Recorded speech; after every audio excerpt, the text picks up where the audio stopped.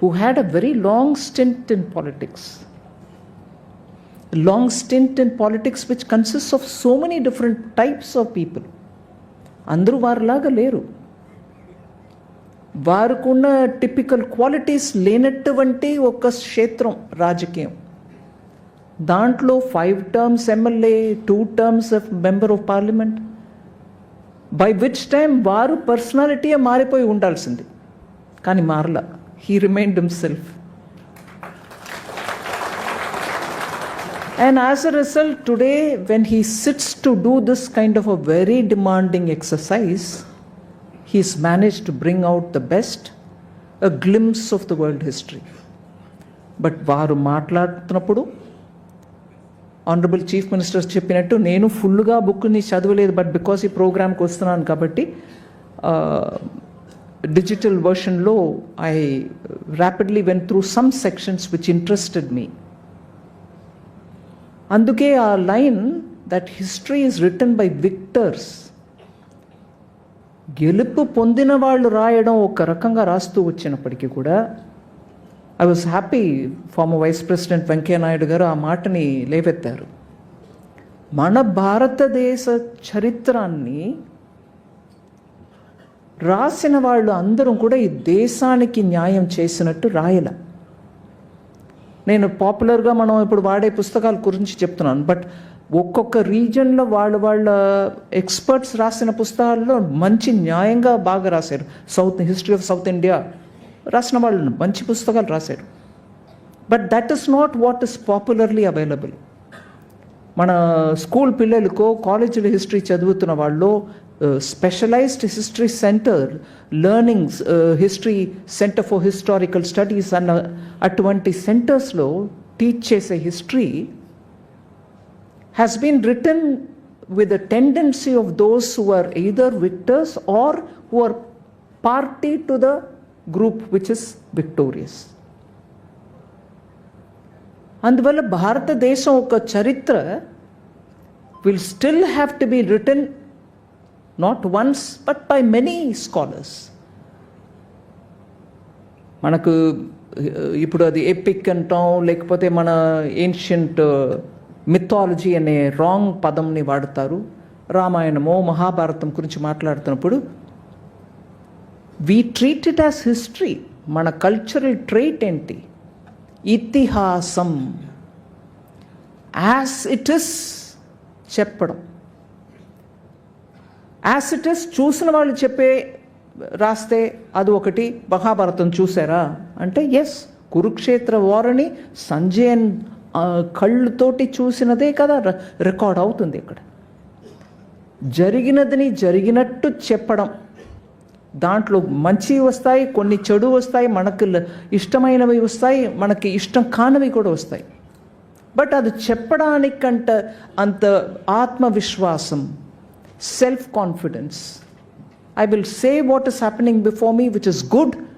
I will say before me whatever is happening which may not be up to our liking. అది చెప్పడం హిస్టరీలో చాలా ముఖ్యం. అది చెప్పే కల్చర్ మనది. We did not hide unpleasant things. But hiding or painting or whitewashing unpleasantness according to certain moral values, western హిస్టరీలో చాలా జరిగినాయి.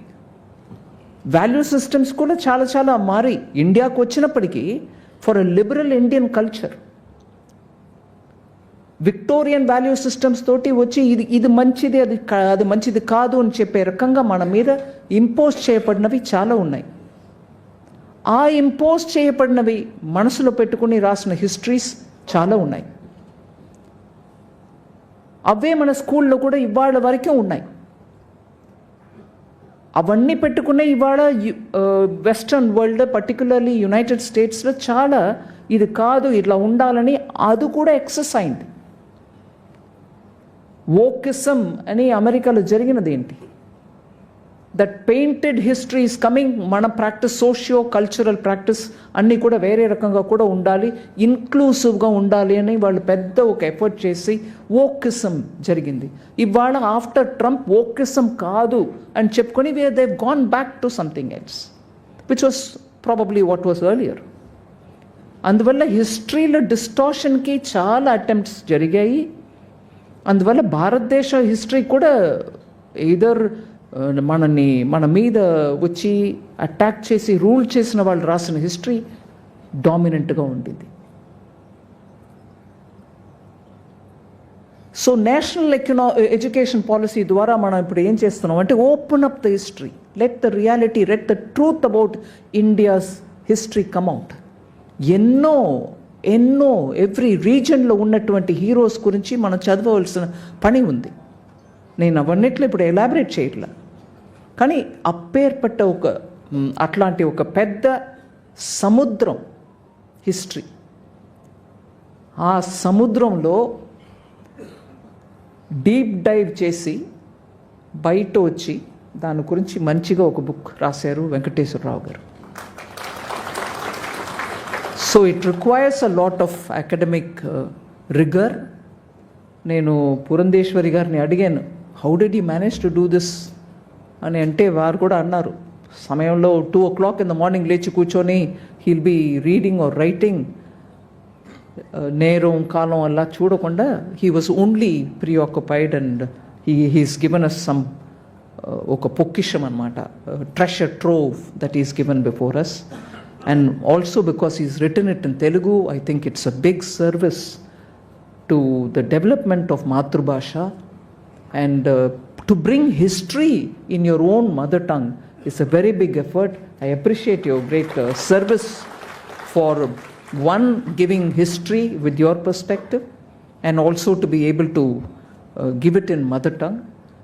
And ఇది glimpse మాత్రం కాదు, glimpse of world history matram kaadu, it is an encyclopedic view into global history, panoramic, it looks at all directions, all angles. A great service, great effort. I appreciate the great effort. And of course వారే చెప్పేశారు, అందువల్ల నేను కొత్తగా add చేయక్కర్లా. Next 50 years గురించి వారే కూడా మాట్లాడారు.